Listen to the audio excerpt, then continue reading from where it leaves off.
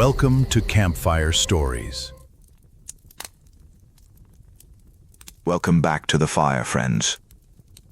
We have had some heavy nights on the rock, so tonight let us lighten the sail a little and tell you about a pirate. Not a scruffy, doomed sort of pirate, mind you. A pirate, so successful, so powerful, that he ruled the whole coast of Newfoundland like a king, was never once defeated, and retired rich as a lord to a castle in the south of France. His name was Peter Easton, and they called him the pirate Admiral. A pirate who retired to a castle and never lost. Marty, that is not how pirate stories usually end. I am already rooting for the rascal. Most people are, Carol. Peter Easton began in the early 1600s as a respectable English privateer, sailing with the Queen's blessing to harry Spanish ships. But when the old Queen died and the new king made peace with Spain, Easton was suddenly out of a job, and a man with ships and crews and a taste for plunder does not simply take up farming. So Easton turned pirate, and he sailed his fleet across the ocean to Newfoundland, where the real treasure of the age was not gold at all. It was fish. Fish, Marty. A pirate who came for the fish. Now, that is a Newfoundland pirate. The most Newfoundland pirate there ever was, Carol. Because in those days the cod fishery off Newfoundland was one of the richest enterprises in the whole world. Hundreds of ships from England and France and Portugal hauling up wealth from the Grand Banks every summer. And Peter Easton looked at all those ships and all those tough, skilled, poorly paid fishermen, and he saw an empire waiting to be taken. He set himself up at Harbor Grace, in Conception Bay, and he built forts, and he took control of the fishery itself. He taxed the ships. He took supplies and cannon, and above all, men. He recruited the fishermen, Marty? To be pirates? By the hundreds, Carol. And here is the thing that people forget about piracy. To a poor fisherman working himself half to death for almost nothing, a charming, victorious pirate captain offering adventure and a real share of the plunder was a mighty tempting offer. Easton is said to have taken on hundreds of Newfoundland fishermen into his crews, and with them he grew so strong that no one could touch him. He had a fleet of 10 ships or more. He ruled the Newfoundland coast completely. Warships were sent to stop him, and he defeated them or bought them off. For a few years, Carol, Peter Easton was, in every way that mattered, the master of Newfoundland. The master of Newfoundland, a pirate. Marty, did no one ever bring him down?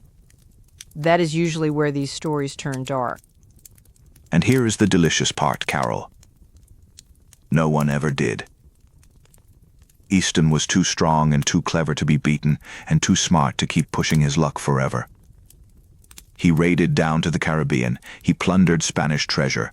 He grew fabulously rich. And then, when he had enough, he did the thing almost no successful pirate ever manages. He quit. He got out. He is said to have twice been offered a royal pardon, and he took his fortune and his fleet and sailed to the Mediterranean, to the Duchy of Savoy, and he bought respectability. He became a nobleman, a marquis, and he settled into a fine palace and lived out his days as a wealthy gentleman, having gone from privateer to pirate king to lord, and never once paying the pirate's usual price at the end of a rope. He retired a marquis. Marty, that is outrageous. Crime paid, and paid handsomely, and he got away clean. But surely, being a Newfoundland pirate, he must have left some treasure buried somewhere. Ah, Carol, now you are speaking the language of the island. Because of course, wherever a rich pirate walked, the legends of buried treasure sprang up behind him like footprints, and Peter Easton's are among the best. They say he buried chests of Spanish gold on the islands of Conception Bay, on Kelly's Island most famously, and folks have dug those shores for 400 years hoping to strike the pirate Admiral's hoard. Has anyone found it? Well, Carol, if they had, we would not still be telling the story. But every so often someone in Conception Bay turns up an old coin, and the whole legend catches fire again, and the shovels come out. The shovels come out. I love that, Marty. So he may still be down there in the ground, his gold, waiting? Why do you think Newfoundland is so fond of a pirate who basically robbed it blind? Because he was one of theirs, in a way, Carol, and because he won.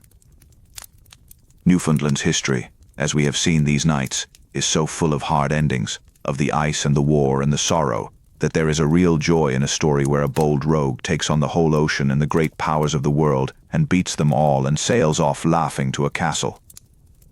Peter Easton is not a hero, Carol. He was a pirate, a thief, a taker of ships and men. But he was a magnificent one, and he reminds the island that its waters were once ruled not by kings and empires, but by a clever fellow with a fast ship and a good crew of Newfoundland fishermen. There is a wink in that story, and the Rock has always loved a good wink. I'm Marty Shepherd. And I'm Carol, and tonight I'm tipping my hat to the pirate Admiral, safe in his castle with his ill-gotten gold. Hold your people close, keep one eye on the horizon, and come back to the fire.